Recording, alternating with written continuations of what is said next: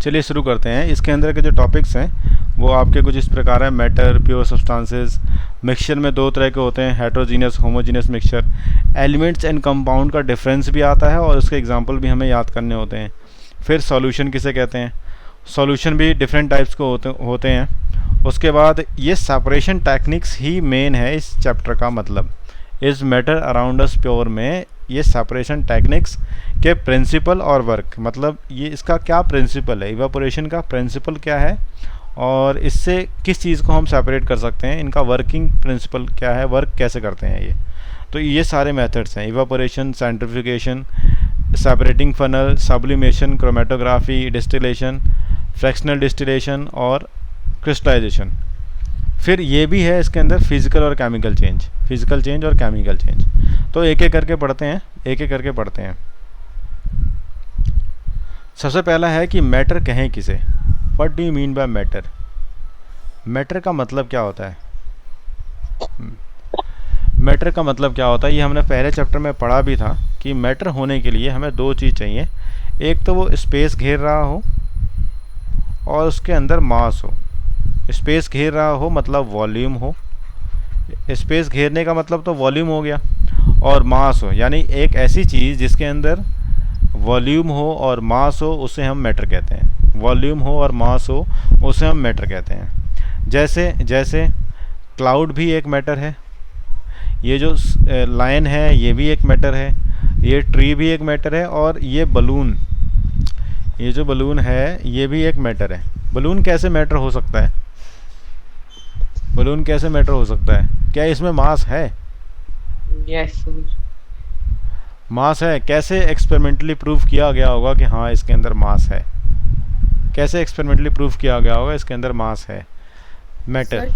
Sir, because air has anything mass. Which occupy space and have मास। हाँ बताओ, because Sir, air have because mass. air has mass, तो sir air ही fill up कर रहा है balloon को। इसको कैसे चेक किया गया होगा, एक बलून में कम हवा भरी गई, एक बैलून में थोड़ी हवा ज़्यादा भरी गई, सेम ही बैलून था, सेम मतलब बैलून का जो पैकेट था वो सेम पैकेट से दोनों बैलून निकाले गए थे जिनका रबड़ क्वालिटी या रबड़ एक ही था, बस इसमें थोड़ी कम हवा भरी गई, इसमें ज़्यादा हवा भरी गई, और इसको वे किया गया तो पता लगा कि ये नीचे की तरफ जा रहा है तो इसका मास ज़्यादा है, तभी ये नीचे की तरफ जा रहा है। तो इसका मतलब इन दोनों में मास है, तो मास भी है और जगह भी घेरते हैं, इन्हें हम कहते हैं मैटर।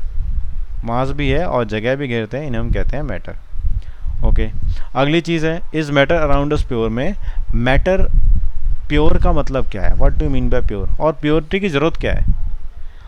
मान लो ये सोना खरीदने गए, सोने की ईंट जो है हमें ऐसे दिख रही है और हम कहते हैं 24 कैरेट होना चाहिए, 24 कैरेट होना चाहिए सर। क्यों, क्या ज़रूरत पड़ी है 24 कैरेट की, मुझे नहीं चाहिए 24 कैरेट, बताओ। प्योर का मतलब क्या है, 24 प्योर का कि उसमें सिर्फ गोल्ड है और कोई मिक्सचर नहीं है। और कोई सब्सटेंस नहीं है, यही ना, और कोई मैटर नहीं है, मतलब इसके जो Yes, पार्टिकल्स हैं वो सारे गोल्ड के हैं, यही कहने का था ना आपके। yes sir. So why there is the need of pure substance in our life. कुछ भी प्योर आपके आसपास दिख रहा है, बताओ।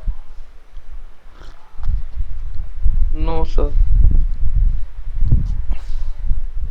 सर कुछ भी प्योर तो ऐसे तो नहीं दिख रहा सर। पानी भी जो हम पीते हैं वो भी प्योर नहीं होता क्योंकि डिस्टिल्ड वाटर इंग्रेडिएंट होता है। हाँ हाँ, मिनरल्स होते हैं उसके अंदर। Yes sir. तो प्योर की ज़रूरत क्या पड़ी है, क्यों हमें पढ़ाया जा रहा है is matter around us pure. हमारे आसपास के जो मैटर हैं यानी और पदार्थ हैं। एक्सपेरिमेंट करने के लिए प्योर सब्सटेंसेस चाहिए होती हैं। ऐसी चीजों के साथ एक्सपेरिमेंट नहीं कर सकते जो प्योर नहीं होते। एक्सपेरिमेंट करने के लिए हमें प्योर सब्सटेंस की ज़रूरत होती है। सो पहली चीज़ हो गई कि हमें एक्सपेरिमेंट करने होते हैं, इसलिए हमें प्योर सब्सटेंस की ज़रूरत होती है। क्या सिर्फ एक यही चीज़ है जिसके लिए हमें प्योर सब्सटेंस की ज़रूरत होती है कि हमें एक्सपेरिमेंट करने हैं, या और भी कुछ ऐसा है?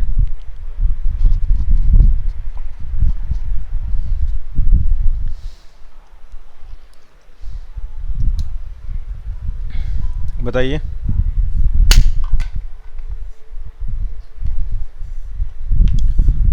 एक्सपेरिमेंट का मतलब क्या है? एक्सपेरिमेंट करके हम करना क्या चाह रहे हैं?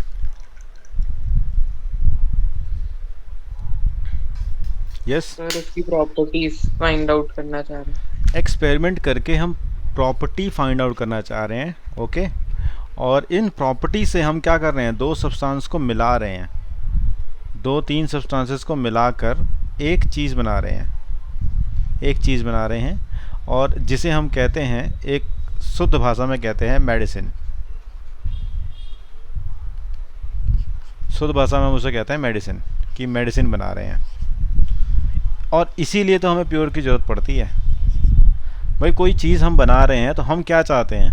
मैं पानी ही बनाना चाह रहा हूँ, तो मुझे हाइड्रोजन चाहिए 2 और एक ऑक्सीजन चाहिए। और अब क्योंकि हाइड्रोजन ऑक्सीजन और हाइड्रोजन है, तो इसके साथ कुछ और भी चीज़ नहीं चाहिए, मुझे सिर्फ हाइड्रोजन चाहिए, मतलब प्योर चाहिए। ठीक है, मैं अगर सल्फ़र की कोटिंग कर रहा हूँ या सल्फ़र का इस्तेमाल कर रहा हूँ, तो मुझे एग्जैक्टली सल्फ़र चाहिए और कुछ नहीं चाहिए।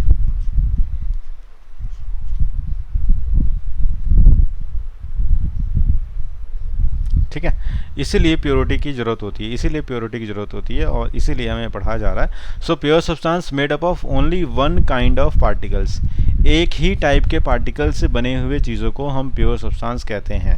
कोई भी सब्सटेंस जब बहुत सारे पार्टिकल हों उसके, और वो एक ही टाइप से बने हों, एक ही मतलब इन सारे पार्टिकल्स की प्रॉपर्टी एक ही हो, तो उसे हम प्योर सब्सटेंस कहते हैं। ओके, देन अब आपने समझ लिया प्योर किसे कहते हैं, तो एक बार मिक्सचर भी समझ लेते हैं कि मिक्सचर क्या होता है। What do you mean by mixture? Anything which occupy space and have mass is called matter. Matter में दो चीज़ें होती हैं, एक होता है प्योर सब्सटेंस, एक होता है मिक्सचर। तो मिक्सचर क्या होता है फिर? प्योर सब्सटेंस से क्लियर होगा, मिक्सचर किसे कहें?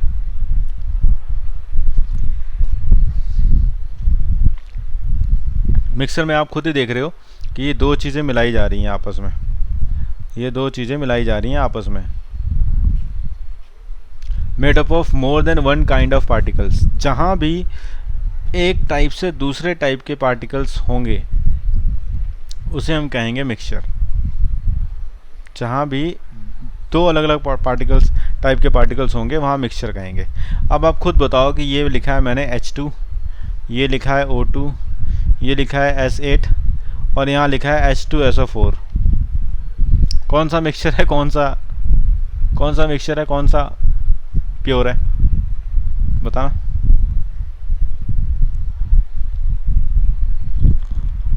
सर एक सेकंड, सर पहला वाला जो है वो मिक्सचर है। ये H2 क्या है? सर ये तो प्योर सब्सटेंस है। आई थॉट आप तीनों को एक साथ।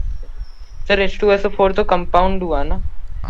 हाँ, ये प्योर है। चलो, और ये O2 क्या है? सर ये भी प्योर है। O2 क्या है? ये भी प्योर है। चलो, ओके ओके। फिर ये क्या है? S8 क्या है? सल्फर, सल्फर ये क्या है? ये प्योर। प्योर है। यस ये भी प्योर है। चलो, और ये क्या है? सर, ये कंपाउंड है तो ये भी प्योर है। हाँ, ये भी प्योर है। कैसे कह सकते हैं प्योर? इसमें तो तीन चीज़ें हैं, H भी है, S भी है, O भी है। सर तीनों एक कंपाउंड फॉर्म कर रहे हैं जिससे एक न्यू मॉलिक्यूल फॉर्म हो रहा है। और उस न्यू मॉलिक्यूल की प्रॉपर्टी सेम होगी। मतलब मैंने एक बर्तन में H2SO4 ले लिया, तो H2SO4 के बहुत सारे मॉलिक्यूल होंगे या कंपाउंड होंगे, ये कह सकते हो, है ना? है ना? बताओ। तो इन सब की प्रॉपर्टी सेम होगी, तभी तो H2SO4 प्योर है।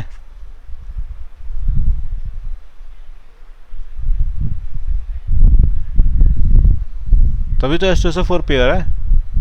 Do you get the idea of that? कि मिक्सचर और कंपाउंड में क्या है ना, एक रेशियो फिक्स है, तो और इनकी प्रॉपर्टी हर जगह सेम होगी। चाहे H2SO4 आप इंडिया का ले लो, चाहे लंदन का, अमेरिका का, अफ्रीका का, कनाडा का, कहीं का भी ले लो, अगर वो सिर्फ H2SO4 है तो उसकी प्रॉपर्टी सेम रहेगी, उसकी प्रॉपर्टी सेम रहेगी। तो अब तक हमने जो पढ़ा है उसमें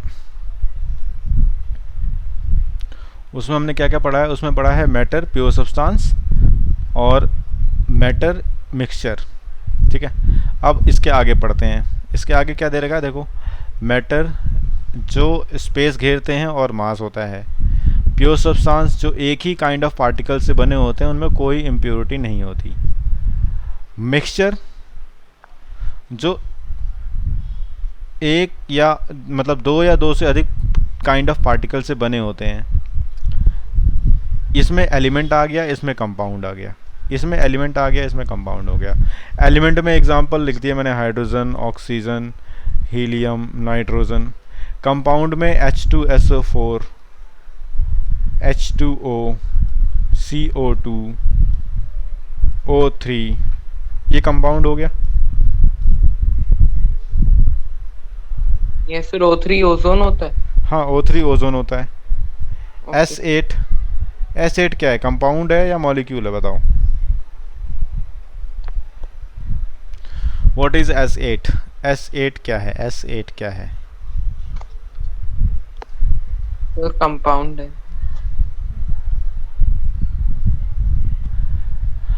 नहीं सर, एलिमेंट ही है। एलिमेंट्स तो सिंगल होते हैं, एलिमेंट्स तो सिंगल होते हैं। ये S8 जो है ना, S8 जो है ना, ये मॉलिक्यूल है, ओके सर। मॉलिक्यूल है। सर तो फिर और कंपाउंड। हाँ, ये मॉलिक्यूल है। और O3 भी एक मॉलिक्यूल है। अब आप O3 भी मॉलिक्यूल है, S8 भी मॉलिक्यूल है। और CO2 कंपाउंड है। और कार्बन डाइऑक्साइड का मॉलिक्यूल है। मतलब आपको समझ में आ रहा है कि नहीं आ रहा? नहीं आ रहा होगा समझ में, नहीं आ रहा होगा। सात्विक, do you get the thing not? Yes sir. Element का मतलब देखो, सिंगल है, HiCl, हीलियम, ये सिंगल है। इसमें येलो कलर की जगह मैं कुछ और कलर लेता हूँ।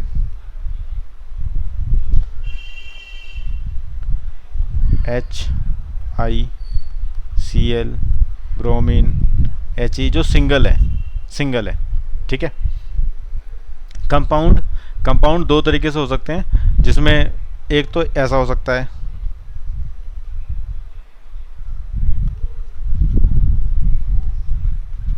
और एक ऐसे भी हो सकते हैं।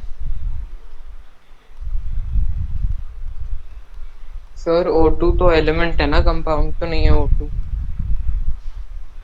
एलिमेंट नहीं है, ये वाले जो है ना, ये सारे मॉलिक्यूल हैं। किसके मॉलिक्यूल हैं? जो मतलब दो या दो से अधिक एलिमेंट जब मिलते हैं तो उनको हम कहते हैं मॉलिक्यूल। और मॉलिक्यूल सिंगल एटम का भी हो सकता है। सिंगल एटम का मतलब एक जैसे एलिमेंट का मॉलिक्यूल भी हो सकता है, और कई सारे एटम्स आपस में कंबाइन हो तो इसे भी हम मॉलिक्यूल कहते हैं। वन एटम ऑफ H2SO4 ऐसा कहते हैं। One atom of sulphur dioxide, one atom of nitrogen oxide, one atom of NaNO3 या HNO3, एक एटम भी कहते हैं और कंपाउंड भी कहते हैं। वन एटम ऑफ HNO3, जब भी मैं एटम ऐसे कहूँगा ना, एटम, तो एटम ऑफ HNO3 कहूँगा। एक ऑक्सीजन ऑक्सीजन गैस कहूँगा तो फिर मैं O2 की बात कर रहा हूँ। एक ऑक्सीजन एटम की बात करूँगा तो एक सिंगल O की बात कर रहा हूँ। तो यहाँ पे कई बार कन्फ्यूज़न होता है, इस कन्फ्यूज़न को दूर करने की कोशिश कर रहा हूँ मैं। ओके। ठीक है। एटम किसी को भी कह सकता हूँ। एटम का मतलब है सिंगल एंटिटी,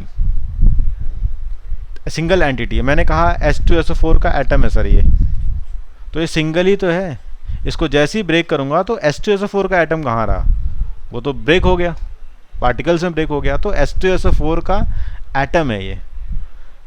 एटम का मतलब होता है single entity which can not be break further. जैसे ही उसको ब्रेक करेंगे तो उसकी प्रॉपर्टी अलग हो जाएगी, तो उसको हम ब्रेक ना करें तभी तो उसे हम एटम कहेंगे। H2SO4 एक एटम है। ठीक है, ठीक है। अब हेट्रोजीनियस मिक्सचर और होमोजीनियस मिक्सचर, आप लोग ना इसकी चिंता ना करें कि इसका कंटेंट कहाँ लिखा है। ये आगे लिखा है सब कुछ, देखो, दिख रहा है?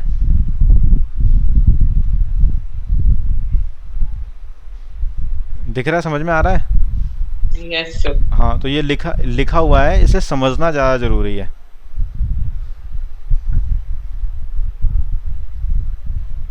अब देखो, हेटेरोजीनियस और होमोजीनियस। होमो का मतलब होता है सेम और हेटेरो का मतलब होता है डिफरेंट।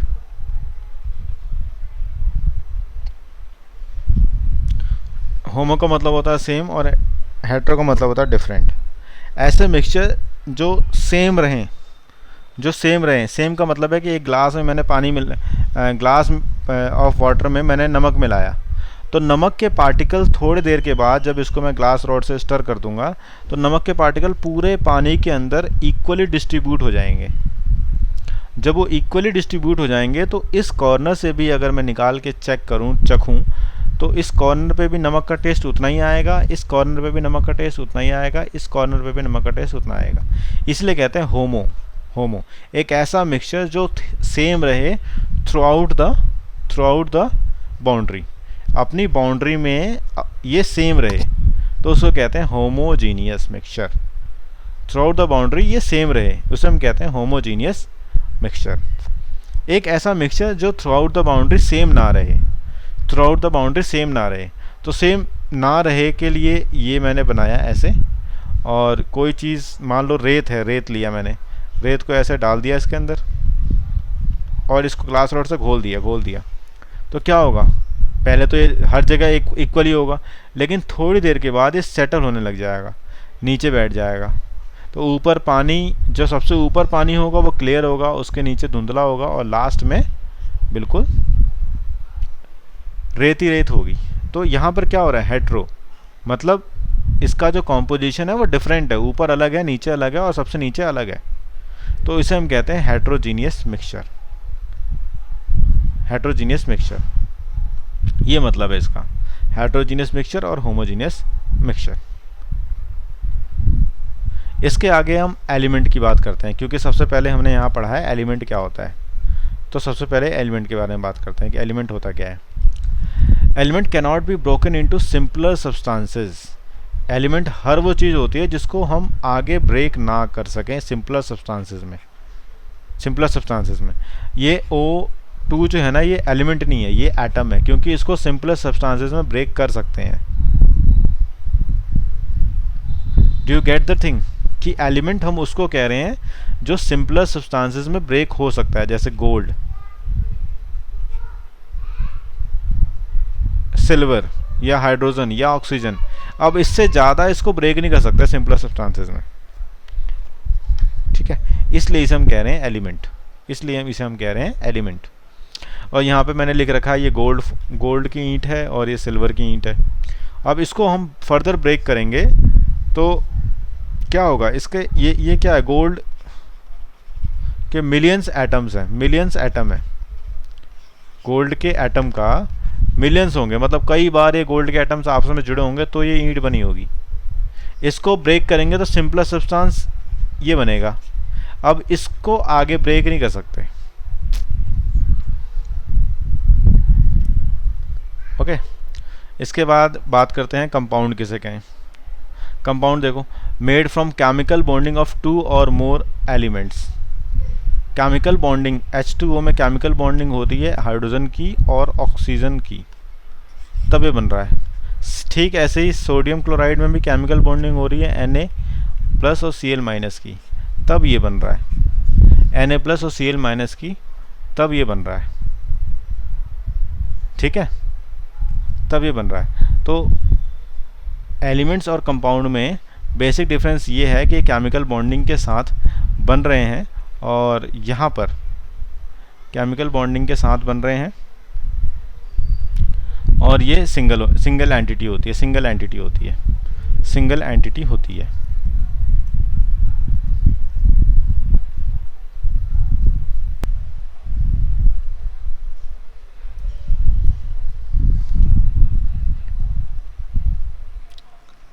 एलिमेंट्स कर लिया, कंपाउंड कर लिया। अब बात करते हैं होमोजीनियस मिक्सचर की। होमोजीनियस मिक्सचर को हम ट्रू सॉल्यूशन भी कहते हैं, ट्रू सॉल्यूशन भी कहते हैं। और ट्रू सॉल्यूशन समझने के लिए आप खुद देखो, वाटर और शुगर, वाटर और शुगर का एक मिक्सचर बना रहे हैं हम लोग।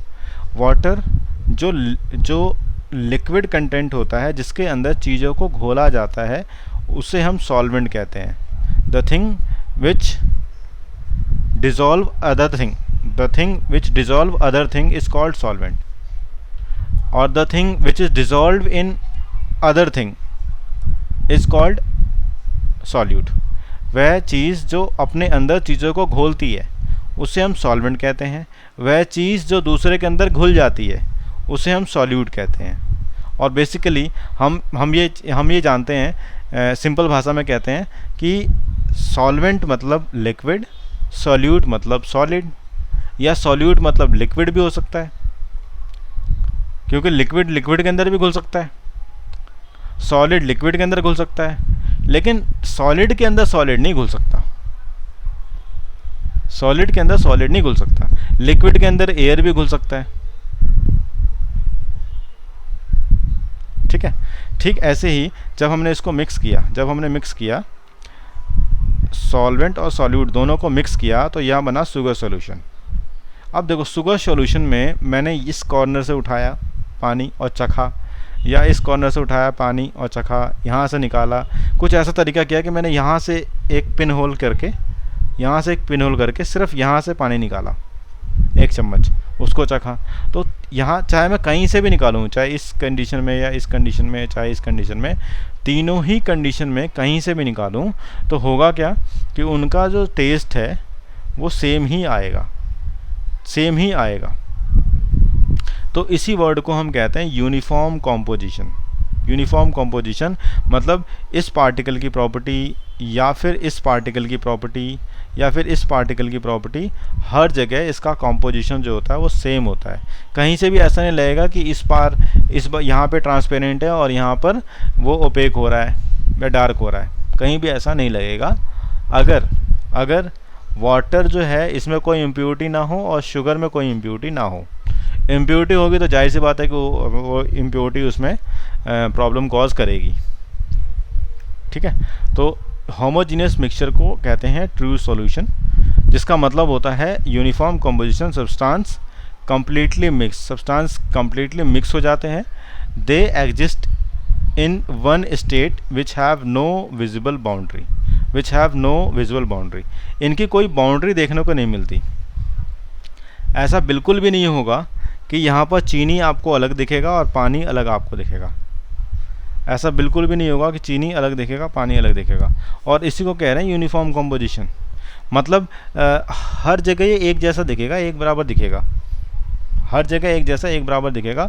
कोई भी बाउंड्री, जैसे मैंने रेत डाल दिया होता, तो रेत की बाउंड्री और पानी अलग आपको दिख रहा होता, तो वो नॉन यूनिफॉर्म कंपोजिशन में आ गया। ये यूनिफॉर्म कंपोजिशन में आ गया जहाँ पे उसका स्वाद या उसकी प्रॉपर्टी या उसकी बाउंड्री बिल्कुल भी सामने नहीं दिख रही, छुपी हुई है।